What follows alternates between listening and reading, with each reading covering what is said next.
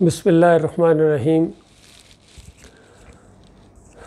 حیرت اور افسوس کا مقام ہے کہ یہ بات بھی آج مسلمانوں کے درمیان بحث کا ذریعہ بنی ہوئی ہے اور کسی نتیجے پر نہیں پہنچ رہے ہیں کہ یا علی مدد کہنا شرک ہے یا ایمان ہے۔ تو بتاؤ اللہ کے بندو، کیا تمام انبیاء آپ کو کیا سکھانے آئے تھے؟ لوگوں کو بنیادی پیغام کیا دیتے تھے؟ لوگ تو اللہ کے علاوہ دوسروں کو مدد کے لیے پکارتے تھے، دوسروں کے سامنے جھکتے تھے، رکوع اور سجدے کرتے تھے، نظر و نیاز کرتے تھے، ان کو پکارتے تھے، ڈرتے تھے ان سے۔ اور انبیاء کے کیا کہتے تھے کہ ان کے سامنے نہ جھکو، مورتیوں کے سامنے نہ جھکو، قبروں کے سامنے، مزاروں کے سامنے نہ جھکو، اور ان سے مدد نہ مانگو، ان پر بھروسہ نہ رکھو، توکل نہ رکھو۔ یہ کچھ بھی نہیں کر سکتے ہیں، نہ تمہیں نفع دے سکتے ہیں، نہ نقصان دے سکتے ہیں، نہ نقصان سے بچا سکتے ہیں۔ تمہاری طرح بندے ہیں، انسان گزرے ہیں۔ اگر نیک تھے تو اسی وجہ سے نیک تھے کہ وہ اللہ کو مانتے تھے، اللہ کی بندگی کرتے تھے۔ تم بھی ان کے راستے پر چلو، تم بھی نیک بن جاؤ گے۔ انہی کا راستہ ہے یہ، ان کے راستے پر چلو، ان کو پوجو پکارو نہیں۔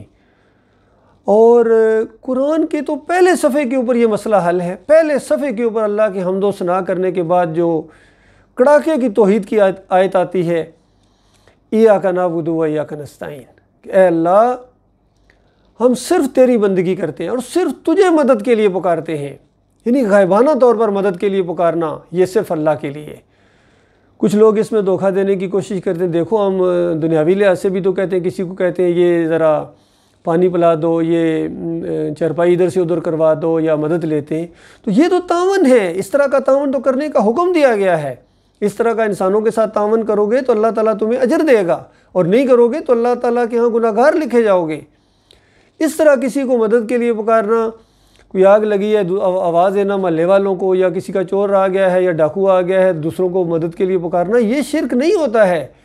غائبانہ مدد کے لیے پکارنا، جس طرح بھی آج کل اگر کسی کوئی لڑائی جھگڑا ہو جائے یا کسی کے گھر چور آ جائے ہوگا، یا عبد القادر جیلانی مدد کرو میری، یا علی مدد، یا رسول مدد، یہ شرک ہے۔ اس طرح کا پکارنا صرف اللہ کے لیے ہے۔ اور کس قدر افسوس کی بات ہے کہ بڑے اور بڑے علماءوں نے یہ راستہ ٹیڑھا کرنے کی کوشش کی ہے۔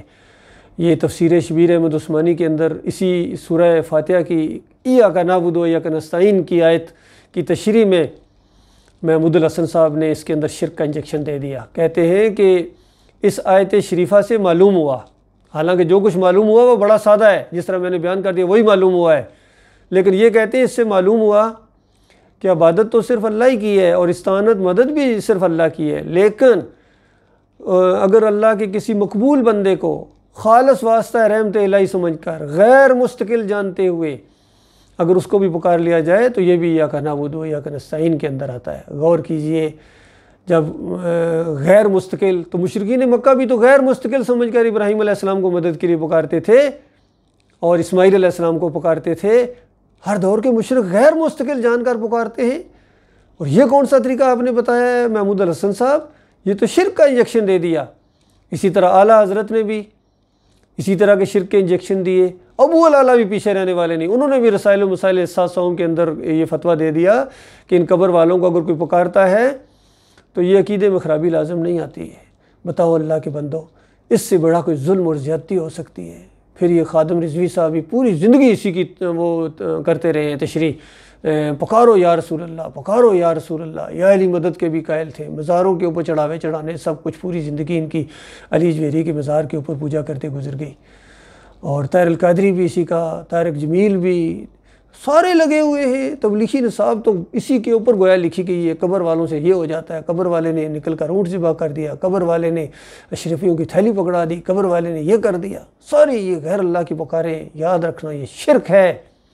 یا علی مدد کہنا شرک ہے، بہت بڑا شرک ہے اور بہت بڑا ظلم ہے۔